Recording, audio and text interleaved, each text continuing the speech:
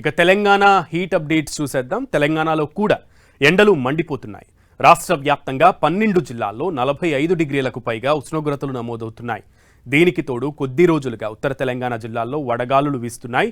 నిజామాబాద్, నిర్మల్, కామారెడ్డి, జగిత్యాల, ఆదిలాబాద్, సిద్దిపేట జిల్లాల్లోని 19 మండలాల్లో వడగాలులు వీస్తున్నాయి. గతేడాదితో పోల్చితే రాష్ట్రంలో 4 డిగ్రీలకు పైగా ఉష్ణోగ్రతలు అధికంగా నమోదవుతున్నాయి.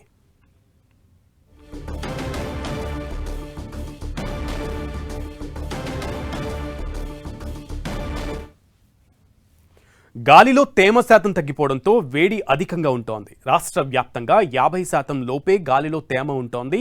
రాత్రిళ్లు చల్లని గాలులు వీయడం లేదు. తేమ తగ్గడం కారణంగా ఉక్కపోతతో జనం ఉక్కిరి బిక్కిరి అవుతున్నారు. హైదరాబాద్లో కాలుష్యం అధికంగా ఉన్న ప్రాంతాల్లో వేడి తీవ్రత ఎక్కువగా ఉంటోంది. ఉదయం 11 గంటల నుంచి మధ్యాహ్నం 4 గంటల వరకు ఎండ తాకిడి తీవ్రంగా ఉంటోంది. ఆరు బయట పనిచేసే కార్మికులపై ఈ ప్రభావం అధికంగా పడుతుందని నిపుణులు సూచిస్తున్నారు. ఇప్పటివరకు రాష్ట్రంలో నమోదైన వడదెబ్బ కేసుల్లో మధ్యతరగతి కార్మికులే ఎక్కువగా ఉన్నారు.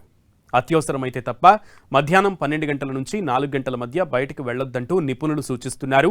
తరచూ నీరు తాగడంతో పాటు మజ్జిగ తీసుకోవాలంటున్నారు.